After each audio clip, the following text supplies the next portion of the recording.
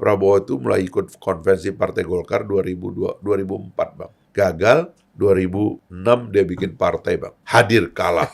Dia nggak peduli. Iya. Saya punya cita-cita kok. Jadi orang keliru kalau menganggap itu adalah mengejar kekuasaan. Itu enggak, Bang. Itu mengejar cita-cita. Tidak boleh ketua umum partai politik itu menjadikan anggota dewannya itu peternakan politisi, Bang. Demokrasi kita itu akan ada di mulut anggota dewan yang berbicara secara independen. Sehingga rakyat enak tidur, Bang. Ini enggak. Sedikit bicara, ketua umum marah. Karena ketua umum lagi ngurus izin tambang.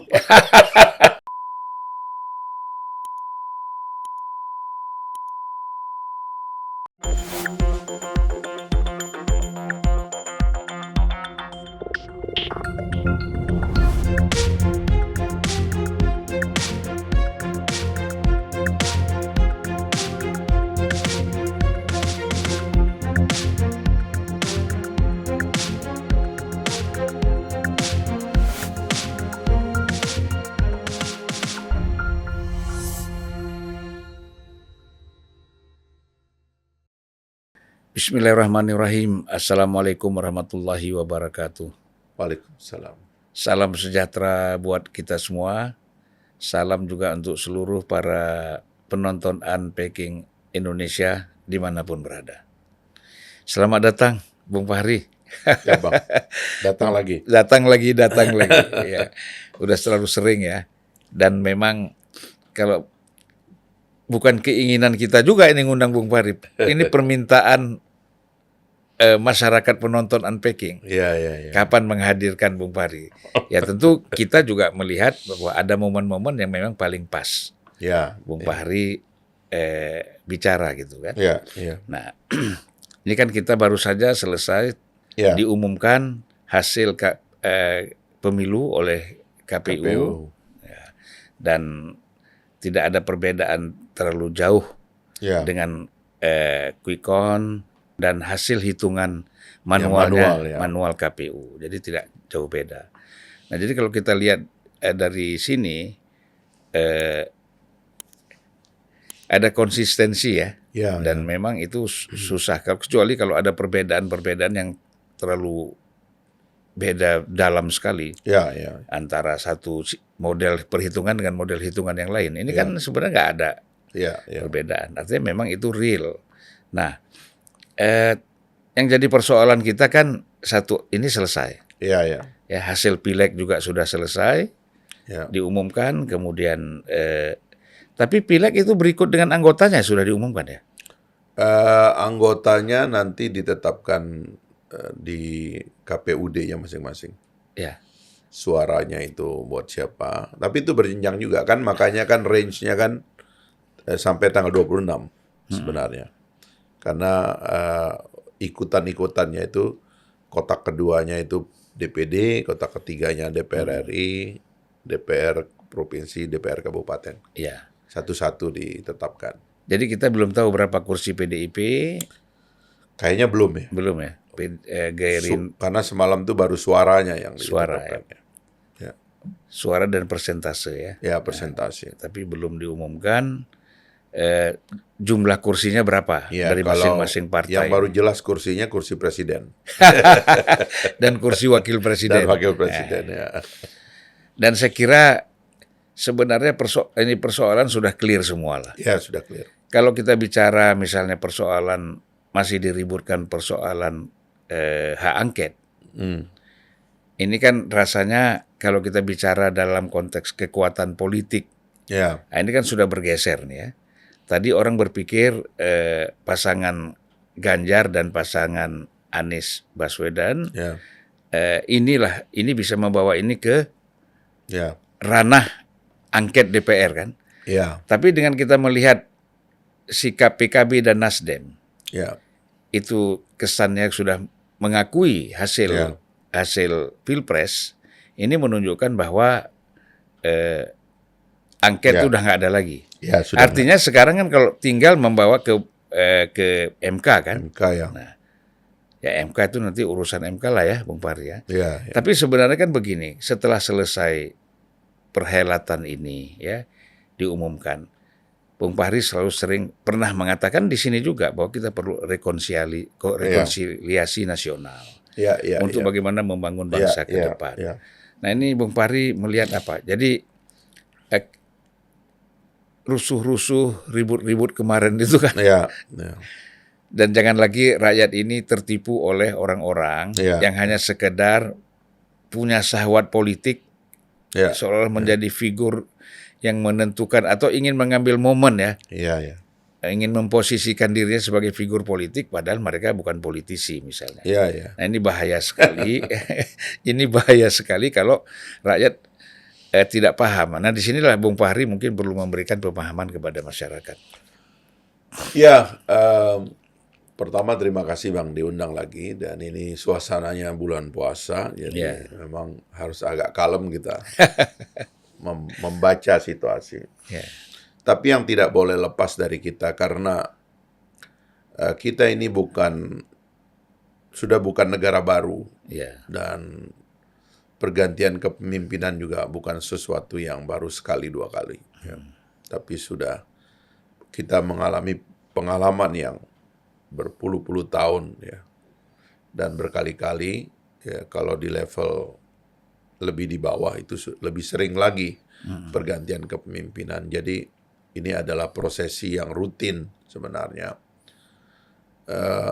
Memang apa yang ada di belakang itulah yang mungkin perlu kita perkuat komitmennya. Pertama-tama kita mengulang dan sering kita katakan di unpacking juga bahwa salah satu game changer di dalam pemilu ini adalah rekonsiliasi 2019.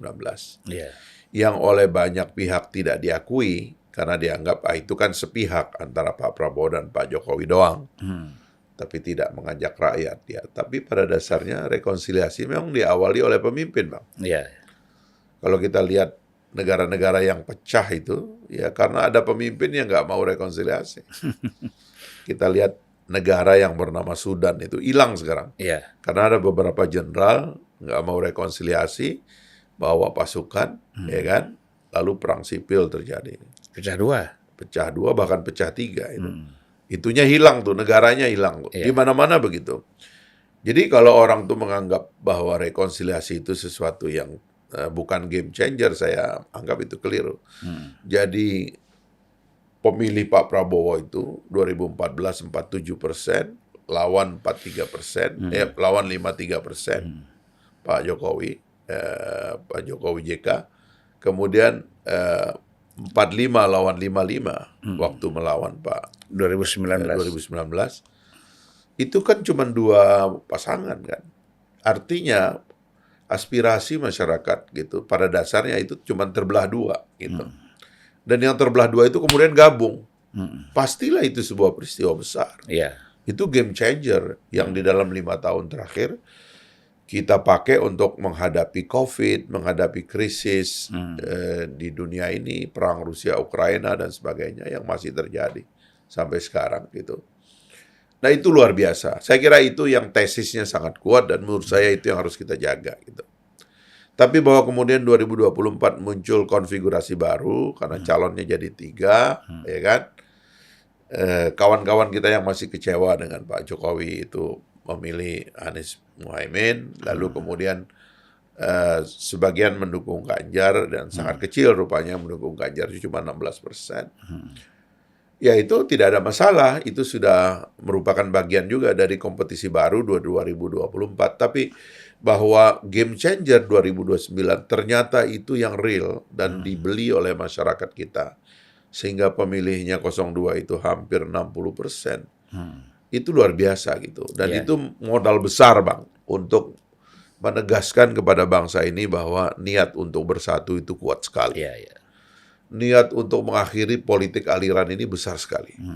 Niat untuk menyelesaikan sengketa yang tidak berdasar sengketa aliran, sengketa politik, agama dan sebagainya itu mereka rakyat ini udah bilang, udah kita sekarang memang harus mengelola masyarakat dengan cara baru supaya perpecahan ini jangan dibiarkan terus-menerus begitu. Karena itu melelahkan gitu. Nah, saya kira itu yang terjadi, tetapi kalau memang juga hasilnya tetap dianggap oleh sebagian kalangan masih bisa di-challenge, ya tidak ada masalah karena prosedurnya juga ada di dalam sistem pemilu kita gitu. Ya.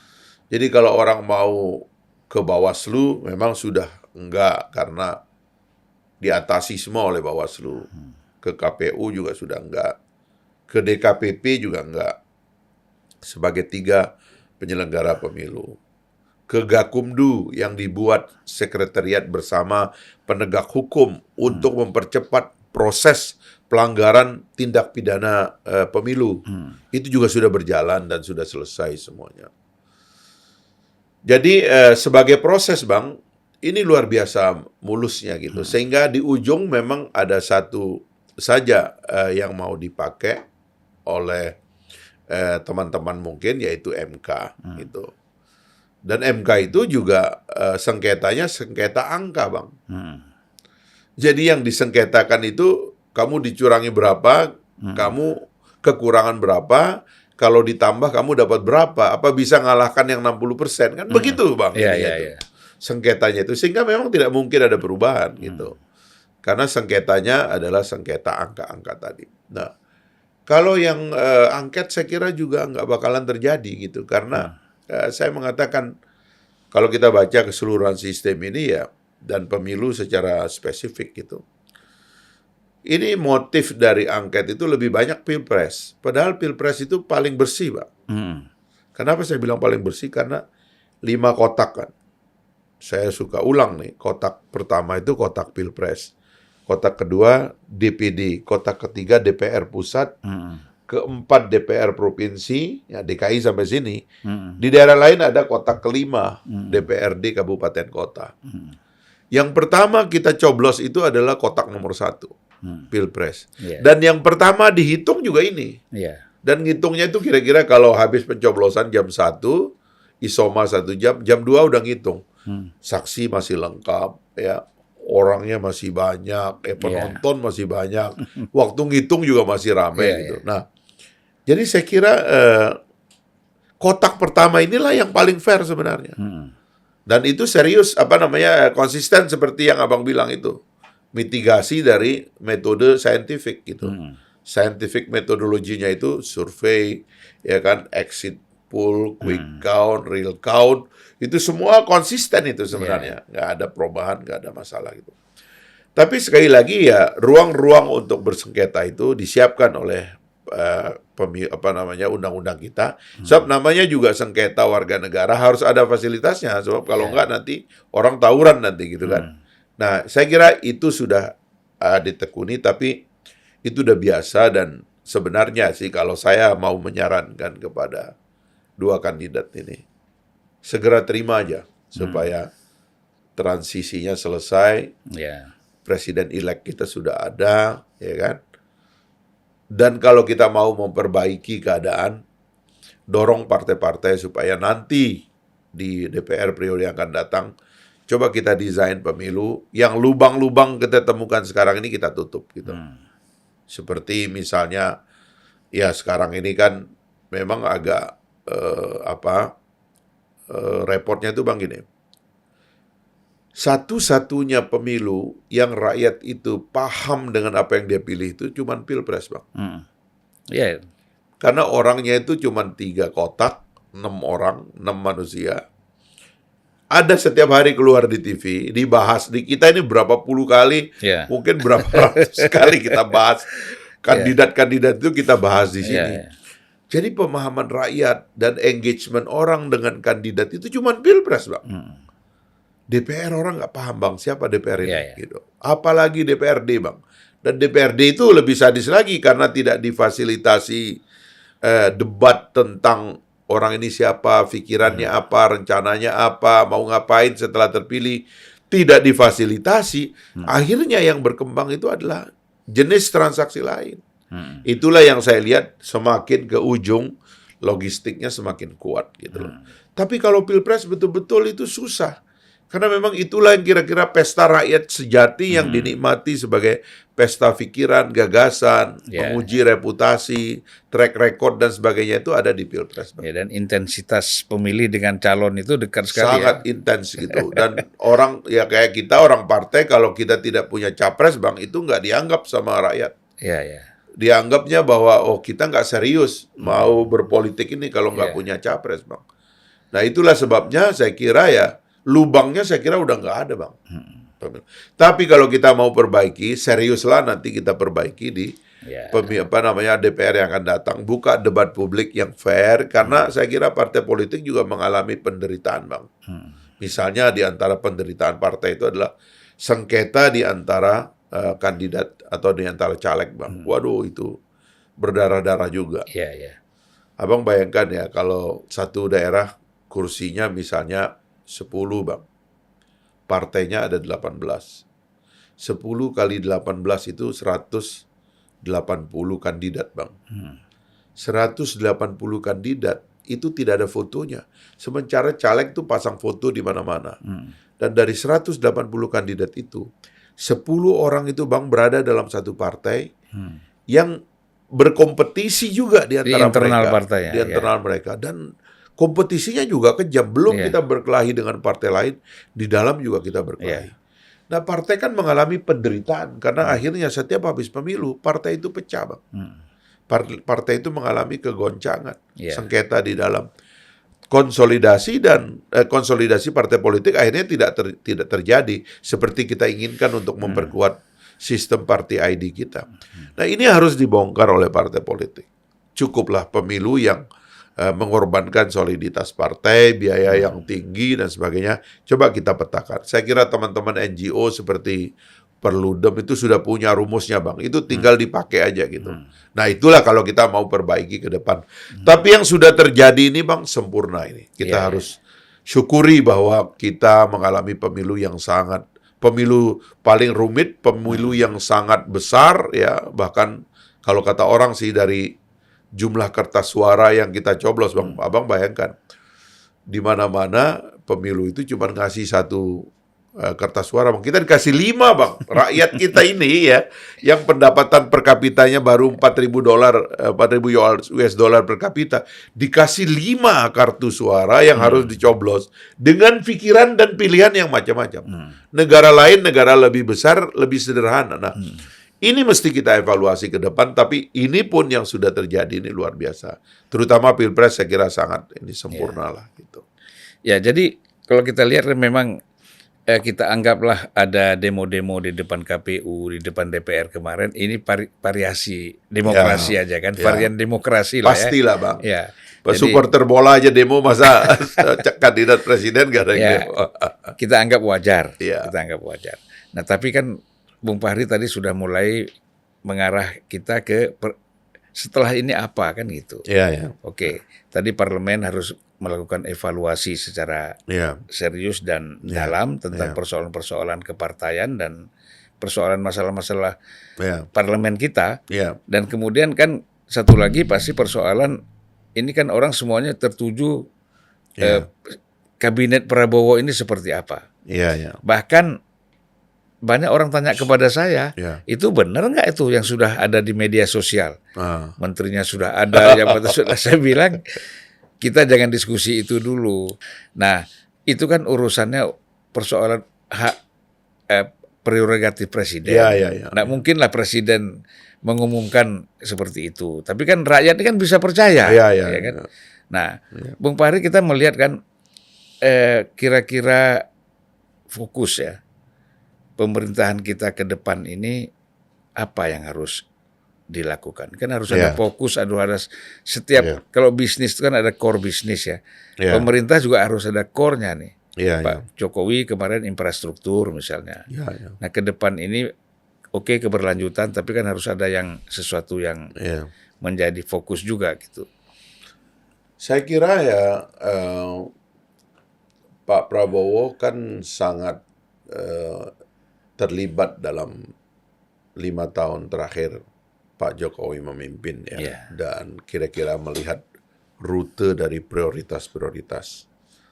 Pak Jokowi yang menurut Pak Prabowo ya, beliau sangat kagumi gitu, terutama keberanian untuk menegaskan momentum-momentum perubahan dalam negara kita, infrastruktur yang besar, keberanian untuk meletakkan transportasi modern. Ya. Abang bayangkan kita sudah 74 tahun lebih kita merdeka, atau 79 tahun kita merdeka, hampir 78, 79. Kita belum punya infrastruktur modern yang kita bangun sendiri dari nol. Gitu. Yeah. Sehingga Pak Jokowi melakukannya secara berani. Gitu. Kereta api cepat, ya kan, LRT, MRT, dan lain-lain. Ya. Jalan tol dibuka di mana-mana, tol laut, port laut dibuka di mana-mana. Itu satu keberanian mungkin, dan pemimpin kan tidak selalu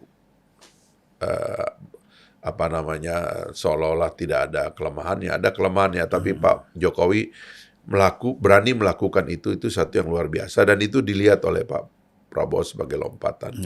Dalam pidato terakhir Pak Jokowi akhirnya mengatakan setelah infrastruktur fisik ini, dia mau membangun infrastruktur SDM. Itulah yang ditangkap oleh Pak Prabowo dalam janji kampanyenya sebagai upaya untuk menyelesaikan gizi masyarakat. Ya. Stunting, sebab tidak ada negara hebat, tidak ada negara kuat itu kalau IQ-nya pas-pasan, kalau kesehatan dasarnya itu pas-pasan, kalau stunting dan sebagainya. Nah, sehingga menurut saya di samping apa yang sudah diletakkan oleh Pak Prabowo itu, kalau kita lihat sekuensnya, atau Pak Jokowi, kalau kita lihat sekuensnya itu adalah klaim kembali sumber daya alam kita dengan hilirisasi, bangun infrastruktur yang masif di seluruh Indonesia, sehingga akses kepada transportasi akan menjadi lebih luas. Setelah itu, galang infrastruktur sumber daya manusia sebesar-besarnya, dimulai dari pembenahan intervensi gizi masyarakat, supaya orang Indonesia itu sehatnya bareng-bareng, pinternya bareng-bareng. Jangan yang tinggal di kota ini kok megah. Saya orang kampung, Bang. Abang orang kampung ya. Kita kan kalau dari desa terpencil di Aceh sana atau di Sumbawa sana, kita lihat orang Jakarta ini mewah-mewah, Bang. Ini kita nggak boleh lagi. Jadi seluruh anak Indonesia itu harus punya standar kesehatan fisik paling tidak, dan mental tentunya nantinya. Itu yang sama gitu. Sehingga kita bisa berangkat bareng dan mengisi pembangunan ini bareng. Gitu. Nah, saya kira prioritas itu menurut saya yang menyebabkan Pak Prabowo itu nggak perlu punya musuh sebenarnya, Bang. Makanya tema rekonsiliasi menjadi penting. Karena yang dilakukan oleh mau dilakukan Pak Prabowo itu bikin rakyat sehat, bikin rakyat itu sama gizinya, ya kan, input fisiknya sama, input pikirannya sama, input rohaninya juga nanti sama, sehingga tumbuhnya tuh sama gitu. Saya kira itu mulia, Bang, sebagai satu cita-cita yang kita perlu perjuangkan secara bipartisan. Semua orang harus ikut dengan agenda ini gitu. Yang lain-lain saya kira manajemen politik, ya, terutama penegakan hukum. Tentu saya percaya bahwa Pak Prabowo orang yang sangat tegas dan sudah terbukti juga dalam hidupnya ini bukan orang yang main-main. Ini orang baik, ini orang yang tidak pernah main-main dengan mimpi dan cita-citanya. Dan dari Pak Prabowo itu kita belajar satu hal tentang resiliensi, tentang daya tahan, tentang kesabaran gitu, tentang ketekunan pada cita-cita, Bang. Bayangkan ya, Pak Prabowo itu mulai ikut konvensi Partai Golkar 2004, Bang. 20 tahun lalu, Bang, dia sudah mau nyapres dari Partai Golkar. Gagal, 2006 dia bikin partai, Bang. Dan setiap prosesi dia hadir terus. Kalah, hadir, kalah. Dia nggak peduli. Saya punya cita-cita kok. Jadi orang keliru kalau menganggap itu adalah mengejar kekuasaan. Itu enggak, Bang. Itu mengejar cita-cita. Dan resiliensi inilah yang menyebabkan dia tetap ada di situ dan akhirnya dia buktikan, Bang. Jadi dalam sejarah Bang, ada banyak presiden yang kalah dan berusaha lagi. Tapi menurut saya yang paling panjang tekadnya dan niatnya untuk maju itu cuma Pak Prabowo. Yang paling panjang. Dalam pembacaan saya sejarah pemimpin dunia itu Pak Prabowo itu yang paling kuat tekadnya gitu untuk berbakti. Sehingga nggak boleh orang bilang itu ambisi kekuasaan. Enggak, itu cita-cita. Iya benar. Itu mengejar mimpi. Ada sesuatu yang ingin dia capai kan? Sesuatu yang ingin dia capai. Dan yang dia ingin capai itu nggak muluk-muluk. Dia ingin rakyatnya nggak ada yang miskin, nggak ada yang susah makan, ya kan? Dia nggak suka ngelihat orang tua itu masih kerja pada saat harus menikmati hari tuanya dan sebagainya. Itu aja yang dia pikirkan dari dulu sama. Revolusi putih, orang minum susu dari dulu dia sudah mimpikan. Dan apa perdebatan kita soal ini? Nggak bisa didebat ini, Bang. Ini isu dasar yang tidak bisa diperdebatkan. Kata orang ini namanya motherhood issue. Jadi kalau kita punya ibu, kita nggak bisa berdebat. Kenapa kamu ibu ibu saya gitu. Nggak bisa. Sama dengan agenda Pak Prabowo ini. Gitu. Nggak bisa diperdebatkan karena ini adalah isu semua orang. Gitu, saya kira itu yang dan kalau persoalan tadi bicara makanan, bicara susu dan lain-lain, zakat aja kan ukurannya beras kan? Iya. Kamu bayar zakat kalau nggak uang cash, beras. Nggak bisa yang lain. Nah, artinya apa? Orang memang ukurannya selalu makan. Membutuhkan yang namanya makanan.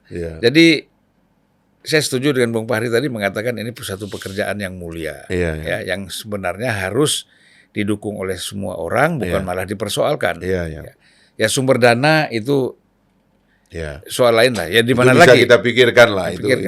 Yang penting cita-citanya dulu. Ya kalau bukan APBN, tapi mungkin kan nanti swasta bisa terlibat ya.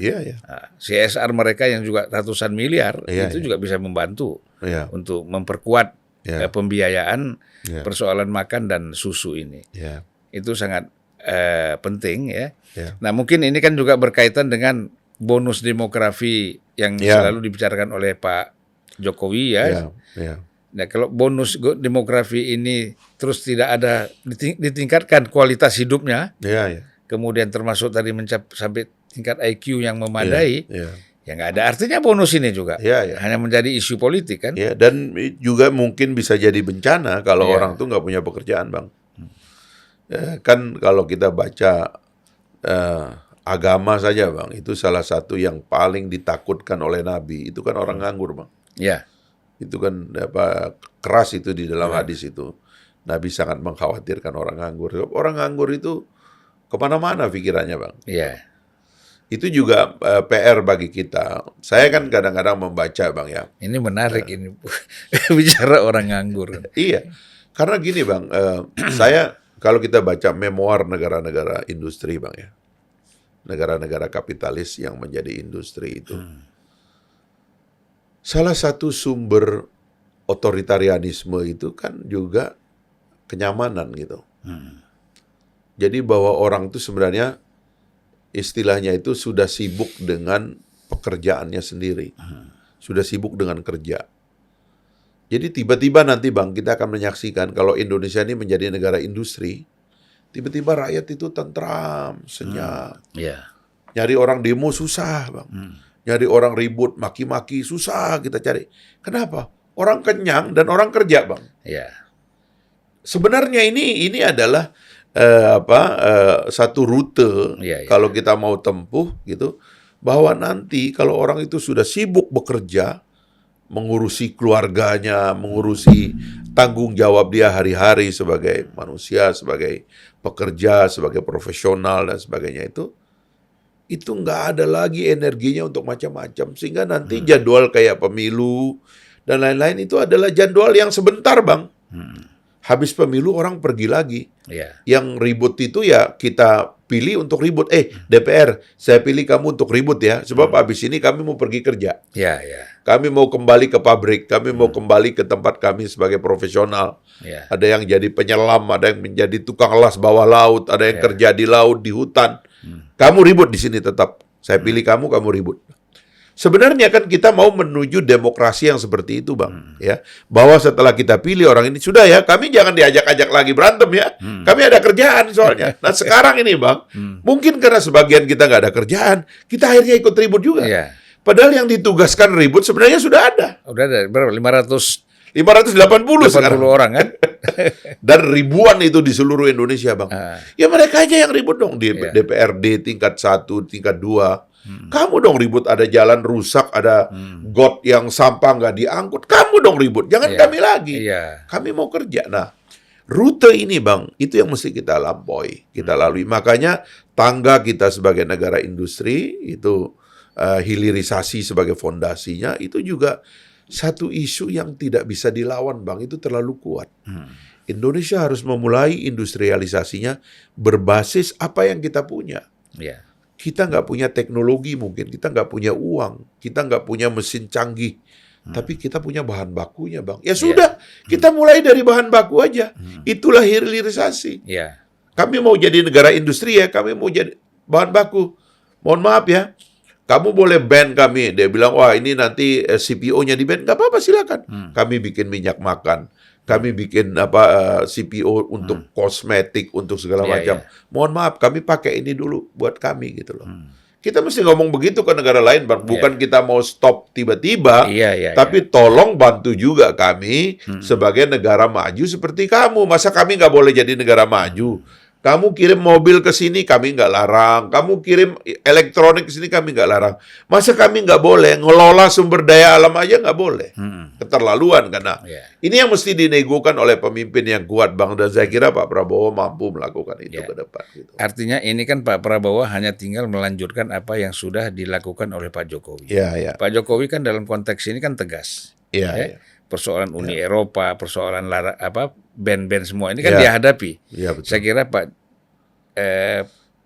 Pak Prabowo pasti akan Iya. melanjutkan ini ya, Iya, Bung Fahri pasti, ya. ya. Iya. Nah, Saya kira track recordnya atau trajektorinya untuk menuju negara industri, negara yang kuat ekonominya itu termasuk di antara bagian dari naskah dan buku yang paling banyak ditulis oleh Pak Prabowo dan termasuk tema pidato dia paling banyak itu tentang tema kemandirian ekonomi dan membangun industri ini. iya. Jadi saya kira kita ngomong sekarang sama teman-teman kita. Dulu blok ekonomi cuma satu, cuma Barat. Ya sekarang kita punya blok Rusia, blok China. Kita bisa tarik Turki, ya kan? Iya. Rusia baru selesai pemilunya juga itu 87% Putin tuh. Tambah kuat aja kawan itu kan. Iya. Nah kita ngomong, bos, ini mohon maaf ini proposalnya sekarang kami mau menjadi negara industri, kita pakai sumber daya alam. Rutenya begini, bisa bantu nggak? Berebut, Bang. Iya. Ya mohon maaf aja kalau yang lain terlalu tinggi harganya, negonya terlalu rumit, term and conditionnya terlalu berat, ya kita milih yang gampang dong. Iya, iya. Itu hak kita kok, Bang. Dan pengalaman kita dengan Rusia itu kan sudah panjang. Sangat. Betapa mereka itu banyak sekali membantu pada masa Bung Karno. Iya. Ya, kita dibantu dengan Krakatau Steel. Iya. Itu hadiah dari Rusia Iya, juga, iya. ya. GBK itu. GBK, kemudian dulu kalau pesawat-pesawat kita kenal MiG-21 segala macam. Iya, iya. Nah, jadi saya ingat sekali itu nasihat saya lupa salah satu presiden pada masa Bung Karno, presiden Rusia, Iya. pada masa Khrushchev. Iya. Khrushchev itu memperingatkan kepada Aidit. Iya. Dia bilang, tolong kamu jangan terlalu jauh, terlalu dalam Iya. berhubungan dengan Cina. Iya. Kamu lihat revolusi Cina. Iya. Itu semua hancur lebur tuh. Iya. Kamu lihat revolusi Rusia. Tidak ada satu kursi pun yang patah. Iya. Nah, jadi maksudnya Khrushchev itu menasihatkan Aidit itu supaya lu revolusi itu bukan merusak. Iya. Revolusi itu membangun. Iya. Nah, itu kan dia kasih contoh Rusia. Iya. Iya. Nah, jadi memang betul bahwa ekonomi Cina sekarang kuat kan, Bung Iya. Fahri. Tetapi dalam konteks kita membangun kerjasama, sebenarnya lebih nyaman dengan Rusia. Iya. Dan dia bukan lagi negara komunis, tidak ada partai komunis lagi di Rusia. Iya. Partai komunis kalaupun ada kalah terus. Iya. Iya. Kecil. Yang menang tuh Partai Putin. Iya. Putin tiap pemilu ganti partai. Tiap pemilu bikin partai baru, menang dia. Iya, iya. Ya. Jadi kalau Bung Fahri itu presiden, ganti partai, misalnya Pak Prabowo bilang, saya nggak mau Gerindra lagi, mau bikin partai baru, dia pasti bisa menang. Iya, iya, iya, Tapi iya, kan iya. nggak bisa Iya. lebih dari 2 periode kan. Iya, iya, iya, iya, iya. Gitu. Saya kira sekarang ini situasinya enak, Bang. Semua pemimpin dunia sudah menyampaikan surat ucapan Ucapan selamat. selamat, Apalagi hari ini saya kira kemarin Amerika sudah mengucapkan selamat Ya, resmi. kepada bangsa Indonesia dan menunggu tanggal tadi malam itu. Ya. Jadi saya kira Biden segera akan mengumumkan dukungannya gitu. Jadi dari negara-negara besar tuh Amerika sudah, China sudah, Rusia sudah, Turki sudah, India. negara India sudah, negara-negara di Timur Tengah sudah, Perancis sudah, Spain dan lain-lain sudah. Jadi saya kira Bang ya, ini ada akseptansi yang luar biasa dari global leader gitu ya kepada pemimpin Indonesia sekarang, kepada Pak Jokowi dan kepada Pak Prabowo sekarang yang melanjutkan. Saya kira ini luar biasa titik yang bagus sudah. Tinggal kita ini yang rakyat ini mesti sadar juga gitu. Maka itu yang saya pidatukan dari dulu. Kenapa kita memerlukan rekonsiliasi? Karena ada banyak pertengkaran kita itu yang nggak berdasar, Bang. Sebenarnya. Itulah yang saya bilang, mari kita struktur kembali pertengkaran ini. Karena pertengkaran dalam demokrasi itu sudah ada tempatnya. Jangan semua orang diajak bertengkar dan nggak perlu kita semua bertengkar, Bang. Iya, iya. Yang lain suruh mikir, ya terutama yang saya bilang di kampus-kampus, guru-guru besar itu, mulai juga paham bahwa ada cara kita mengisi ini semua, bukan dengan cara ikut dalam pertengkaran gitu. Yeah. Nah, saya kira ya dengan dua kondisi yang baik itu, penerimaan global yang sangat luar biasa sekarang ini, dan kita seharusnya dengan platform rekonsiliasi kita teruskan ini, kita positif bahwa Pak Prabowo sebentar lagi akan memimpin kita dan memulai agenda-agenda strategisnya ya yang punya efek kepada rumah tangga bahkan Bang ya, karena kalau makan aja diurus oleh negara, diperhatikan itu neraca keluarga kita itu udah kebantu banget Bang. Sebagian dari neraca keluarga kita sudah kebantu. Itu aja yang kita sambut secara positif ya. Tinggal manajemen politiknya, penegakan hukum ini yang juga nanti menjadi PR penting bagi Pak Prabowo, sebab apapun negara ini negara besar, segala warga negara bersamaan kedudukannya dalam hukum dan pemerintahan, dan wajib menjunjung tinggi hukum dan pemerintahan itu dengan tanpa ada kecualinya.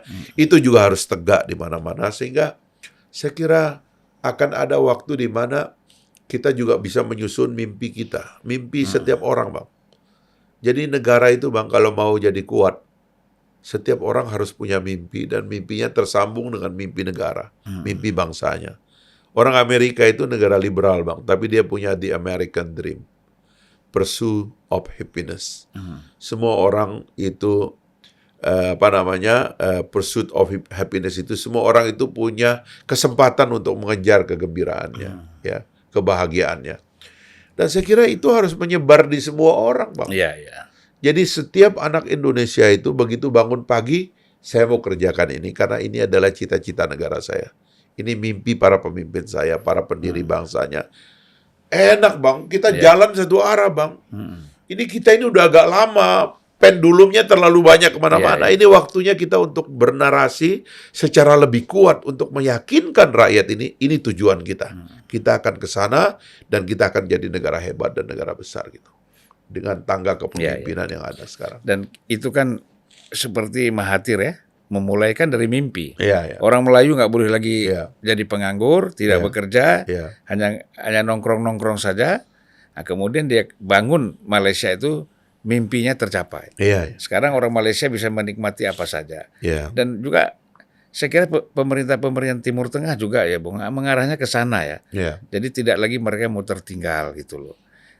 Kalau kita ambil Muhammad bin Salman ya, dengan pro kontranya misalnya ya, dengan dia membangun, dia melihat Dubai, kenapa Dubai negara kecil bisa, kok saya nggak bisa nih membangun negara saya yang begitu besar dengan uang yang juga begitu besar. Nah sekarang dia mulai dari konservatif menjadi negara modern kan gitu. Nah itu saya kira kita ini juga seperti itu ya, begitu besar potensi kita. Iya. Nah, jangan lagi orang sekarang berpikir untuk orang semua boleh punya keinginan untuk kepentingan pribadi. Iya. Tetapi kan memang harus lebih besar perhatiannya kepada kepentingan masyarakat dan negara kita. Iya. Nah, jadi kita kan mengharapkan begini, Bung, ya mungkin Bung Fahri bisa memberikan masukan lagi bahwa kita mengharapkan, terutama anggota kabinetnya Pak Prabowo ini, ya Prabowo Gibran ya, ini anggota kabinetnya memang harus orang-orang, kita nggak bicara bersih lah.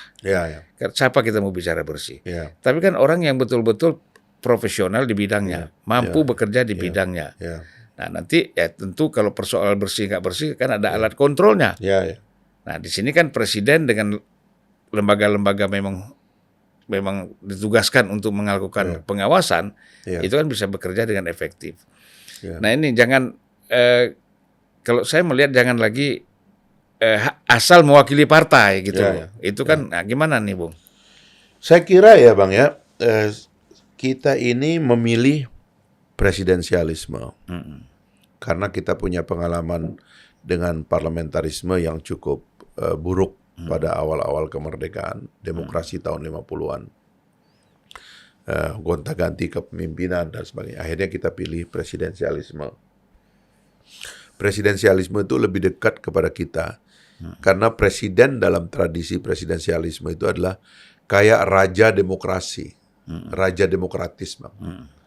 Jadi presiden itu memang masih punya kekuatan, ya, yang disebut dengan prerogatif itu.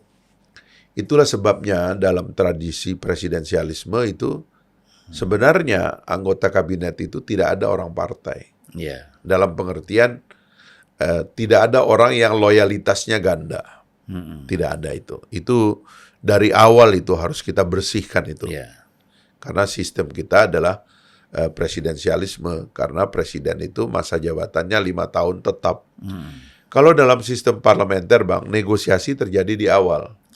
Kamu bawa sekian persen, saya bawa sekian persen, ayo kita susun pemerintahan. Kalau saya nggak setuju sama kamu, saya lari ke oposisi, oposisinya jadi lebih besar dari kamu jatuh, saya naik lewat oposisi. Dari oposisi menjadi ruling, majority atau government gitu. Nah, kalau di dalam presidensialisme enggak, ini permanen. Pak Prabowo, Mas Gibran ini dipilih 5 tahun. Udah ya, ini 5 tahun ya. Nggak bisa diganggu. Susah diganggunya. Dijatuhkannya nggak bisa, Bang. Tangga menjatuhkan presiden dalam presidensialisme itu berat, Bang. Harus ada hak bertanya dulu. Kalau pertanyaannya nggak bisa dijawab oleh menteri, diinterpelasi. Interpelasi itu, kalau bertanya itu kan kepada menteri. Kalau interpelasi kepada pemerintah secara umum, dan harus dijawab secara tertulis dalam sidang paripurna. Kalau interpelasi gagal, masuk ke hak angket, diinvestigasi. Kalau jawaban di interpelasi itu tidak memuaskan, lakukan angket, periksa semua oleh DPR, ketemu misalnya. Lalu hak angket itu jadi temuan, dijadikanlah tuntutan dalam apa yang namanya hak menyatakan pendapat. Dinyatakanlah bahwa presiden telah melakukan salah satu dari 12 yang disebut sebagai the article of impeachment. Pasal-pasal yang dapat menyebabkannya dia jatuh. Itu pun, Bang, nggak bisa dijatuhkan oleh DPR. Dia mesti ke MK. Dilakukanlah sidang di MK. Datanglah presiden, kejaksaan dan sebagainya sebagai penasihat hukumnya membela diri dalam sidang MK. Di sidang MK lolos, nggak bisa langsung jatuh, Bang. MK mengirim surat ke MPR. Dibuatlah sidang MPR yang masuk unsur DPD di dalamnya. Daerah-daerah ngomong apa tentang presiden? Kalau di MPR itu dinyatakan tidak bersalah, Bang, tidak boleh dijatuhkan, tidak boleh diganti, dia tetap, Bang, sebagai presiden. Padahal udah tangganya kayak apa, dan itu mungkin memakan waktu bertahun-tahun. Jadi presiden dalam presidensialisme itu kuat, Bang, itu nggak bisa dijatuhkan. Itu sebabnya confident-nya presiden itu bukan kepada partai politik. Karena partai politik itu hanya mencalonkan sebetulnya. Confident-nya kepada rakyat. Kekhawatiran bahwa nanti rakyat nggak suka sama dia, nggak dipilih lagi sama rakyat, atau rakyat melakukan pergerakan di luar sana gitu loh. Sehingga sebenarnya hak presiden terhadap kabinet itu mutlak, Bang. prerogatif. Nggak boleh ditawar, nggak boleh dinego, nggak boleh diancam presiden itu. Saya maunya sekian dan harus pos ini, pos. Nggak boleh. Itu wilayah prerogatif.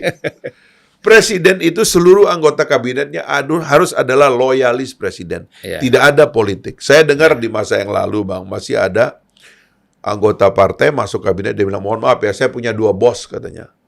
Satu presiden, satu ketua partai saya. Lo nggak boleh, Bang. Iya, iya. Dalam presidensialisme, bosmu cuma satu. Iya. Yaitu Presiden Republik Indonesia. Dalam parlementer, ketua umum kamu bosnya. Ketua umum karena itu negosiasi, Bang. Iya. Gitu loh. Karena kalau kita nggak setuju, kita jatuhkan dia di tengah jalan. Nah, presiden nggak bisa dijatuhkan di tengah jalan. Terlalu kuat, Bang. Gitu. Jadi, saya kira ini mesti dimulai juga ke depan supaya pemerintah tertib. Jadi, jangan rakyat disuruh bersatu, tapi kabinetnya kelihatan kok bertengkar. Nggak boleh itu, Bang. Ya. Sekali kita bikin kabinet presidensialisme, maka kita harus solid melihat kabinet yang satu. Gitu. Saya kira itu harapan saya juga, Bang. Ya, dan jadi isu-isu bahwa nanti akan ada pecah kongsi partai-partai tertentu dengan presiden itu nggak relevan ya? Nggak relevan, nggak penting itu. Ya. Dan itu jangan di-entertain. Ini bukan sistem parlementer, ini sistem presidensial. Gitu. Karena kan begini, Bang, ini juga yang nanti apa namanya ya, other ways-nya itu, Bang, ya. Presiden, jadi saya menulis buku, Bang, 522 halaman. Itu buku putih namanya. Itu menyoroti sistem kita. Presiden itu, sistem kita itu namanya presidensialisme. Tapi saya periksa itu ada terminologi lain, nama dari presidensialisme itu. Namanya kongresionalisme. Karena kalau kita pakai logika presidensialisme, nanti muncul pertanyaan, lalu di mana oposisi? Kalau di dalam sistem parlementer ada ruling majority menjadi government, ada opposition, Bang. Oposisi itu bahkan dibiayai oleh negara lebih banyak. Karena dia harus oversight, harus mengawasi gitu. Nah, sekarang kalau presidensialismenya begitu mutlak seperti yang saya katakan itu raja dalam demokrasi, maka oposisinya mana? Nah, nama lain dari presidensialisme itu namanya kongresionalisme. Maksudnya apa? Parlemen itu independen, Bang. Di Amerika Serikat itu ada 2 partai, ya Republik dan Demokrat. Tapi ini kalau udah terpilih jadi anggota dewan, Bang. Bukan orang partai. Makanya dia bebas ngomong. Dia menggrill menteri-menteri. Dia bertanya secara kritis. Dia mengajukan pertanyaan-pertanyaan yang mutlak. Dia memakai audit negara untuk membongkar masalah-masalah dalam kementerian dan lembaga negara. Bagus, Bang. Karena itu akan menjadi oposisi terhadap kabinet. Tidak ada masalah. Presiden tidak bisa disentuh. Itu juga bisa membantu presiden untuk melihat dari jauh. Oh, ini menteri saya yang capable yang mana? Kalau kita biasakan, Bang, nanti seolah-olah partai semua yang ngomong di dalam parlemen itu, Bang, akhirnya itu cuma urusan ketua umumnya. Sikat menteri itu. Oh, jangan sikat menteri itu. Dia kasih kita izin. Oh, jangan antam menteri itu. Kita lagi nego proyek di belakang. Nggak boleh, Bang. Ini adalah antara anggota dewan dengan rakyat dan konstituennya terhadap apa isu yang dititipkan untuk ditanyakan kepada pemerintah. Nah, itulah kekuatan oposisinya, Bang. Jadi nggak perlu takut bahwa seolah-olah presidensialisme menyebabkan nggak ada oposisi. Nggak juga, Bang. Kongresionalisme namanya, karena itu parlemennya harus kuat. Nah, kalau kita mau, Bang, ya, itu juga mesti kita perbaiki. Ya, janganlah ada pejabat-pejabat yang tidak dipilih, namanya ketua umum partai, tidak pernah dipilih rakyat, tapi kok kewenangannya lebih besar, Bang. Itu nggak boleh sebenarnya. Partai politik bukan perusahaan. Partai politik adalah lembaga perwakilan rakyat. Gitu. Nah, sekarang kan problemnya begini, Bang Fahri. Artinya konsep institusinya oke. Ya. Tetapi kalau kita melihat bahwa kualifikasi anggota parlemen kita untuk memahami ini kan sulit. Kalau anggota parlemen itu seperti Bung Fahri ya, atau beberapa kawan kita yang lain memang bukan persoalan kritis, tetapi memang memahami persoalan bangsa dan negara kita, itu pasti ini bisa jalan kan. Bung Fahri kan sudah menghadapi satu situasi ketika melakukan koreksi terhadap satu persoalan kan Ya. Apa Partainya nggak suka. nggak suka, malah di PAW dan macam-macam lah, Iya. gitu ya. Ya. Nah, jadi hal ini kan ke depan tidak boleh terjadi lagi, dan dengan kondisi anggota parlemen kita yang ada sekarang, Ya. kita tidak usah kita cerca sebenarnya, Ya. tetapi bagaimana meningkatkan Ya. pengetahuan mereka supaya lebih mumpuni ya, supaya mampu melakukan pekerjaan-pekerjaannya. Jadi Bung Fahri tadi sudah dari awal ya, kalau kita ambil kesimpulan, ya, persoalan angket selesai, persoalan ribut-ribut di penyelenggaraan pemilu sudah selesai, kemudian ujungnya kan kita tinggal di MK. Nah, MK ini menurut saya juga agak sulit tadi. Nah, jadi daripada membuang waktu, sudahlah ditiadakan saja itu persoalan MK. Mari kita bersama-sama berpikir untuk ke depan ya. Oke, Bung Fahri. Makanya saya tambah sedikit, Bang. Tambah, silakan. Ini menarik ini. Jangan sedikit banyak. Karena ini di ujungnya kan, lalu pertanyaannya kan, lalu harapan rakyat tuh di mana gitu. Kemarin kebetulan saya diundang oleh Badan Urusan Rumah Tangga DPR.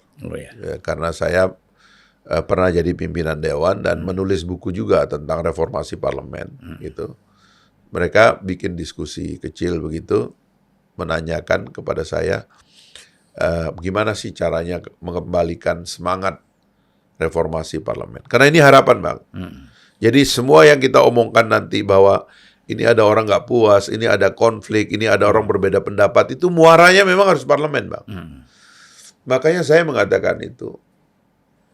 Kalau kita membaca dan mengevaluasi parlemen kita 10 tahun ini, ya partai politik harus disalahkan. Ya. Matinya pengawasan dan matinya independensi oversight daripada parlemen itu salah satu kemunduran kita. Makanya kalau kita mau, ya teman-teman intelektual, guru besar, coba fokus membangun parlemen yang sehat itu seperti apa sih? Itu dong teman-teman tuh sibuk gitu loh. Jangan dia menghajar pilpres yang fair ini gitu loh, yang bagus ini. Coba tuh komporin tuh DPR-nya itu. Dan dimulai dari tidak boleh ketua umum partai politik itu menjadikan anggota dewannya itu peternakan politisi, Bang. Nggak boleh itu. Jadi kita mesti, ya kan demokrasi kita itu akan ada di mulut anggota dewan yang berbicara secara independen. Apa yang dia dengar dari rakyat, suara-suara yang tidak terdengar, itulah yang harus dia omongkan di lembaga perwakilan itu dan di lembaga pengawas itu. Sehingga rakyat enak tidur, Bang. Di sana ada anggota dewanku yang memang bersuara keras. Dan memang dia bebas. Ini enggak. Sedikit bicara, ketua umum marah. Karena ketua umum lagi ngurus izin tambang. Atau ketua fraksi. Nggak boleh ganggu menteri itu. Menteri itu lagi dekat sama kita. Wah, rusak, Bang. Itu. Independensi anggota dewan inilah yang mestinya perjuangan dari masyarakat sipil nih. Jangan, mohon maaf, ini kayak kawan-kawan kita yang kritis ya, yang menjadi narasumber di mana-mana. Jangan kita nikmati, kita kritis sendiri. Ini ada lembaga resmi yang ditugaskan untuk kritis. Mereka lah yang harus dilecut untuk menjadi punya suara yang independen di dalam lembaga perwakilan resmi. Itulah, Bang, kira-kira kalau tadi orang udah nggak ngelihat angket, nggak melihat kecurangan di Bawaslu, di MK, ya kan, sudah nggak mungkin angket dan sebagainya. DPR yang akan datang dan sudah kita pilih. Dan jangan lupa, Bang, rakyat memutuskan anggota partainya itu tinggal 8, Bang, yang di Senayan itu. Tapi jangan lihat partainya, lihat anggotanya. Anggota ini yang harus disuruh merdeka. Saya dulu mengajukan gugatan kepada pengadilan, Bang, supaya saya boleh dipecat sebagai anggota partai, tapi tidak boleh dipecat sebagai wakil rakyat. Sebab saya dipilih oleh rakyat, saya dicalonkan oleh partai. Karena itulah semua anggota dewan ini harus pakai jurisprudensi saya untuk bebas bicara, Bang. Supaya apa yang ingin didengar oleh rakyat itu terdengar di sana. Kita bisa habis kerja di pabrik, capek-capek, tidur, Bang, istirahat. Masa kita udah habis kerja, capek, ya kan, suruh berpolitik lagi, suruh kritik lagi. Lah terus kerja mereka apa? Sudah digaji dengan biaya yang hebat kok. Nah, inilah demokrasi itu, Bang, pranata yang harus kita perbaiki ke depan gitu. Yang sudah kita pilih bertugas maksimal, jangan datang duduk diam duit. Jangan itu lagi yang terjadi di masa yang akan datang, Bang. Saya kira itu. Ya, baik Bung Fahri. Kita ini sudah sampai 1 jam ya. Ya. Ngobrol nggak Oh, tidak sampai terasa. 1 jam ya? Iya. Padahal kita ini lagi puasa ya, tapi Semangat juga. semangat kita. Nah, itulah harapan-harapan yang kita Mudah-mudahan. harapkan. Dan mungkin kita juga akan terus melakukan keseriusan dalam persoalan pemberdayaan anggota DPR ini. Ya. Supaya jangan menjadi alat politik semata dari ketua umum ataupun pimpinan-pimpinan partai politik. Ya, betul. Oke Bung, terima kasih. Terima kasih, Bang. Assalamualaikum warahmatullahi wabarakatuh. Waalaikumsalam.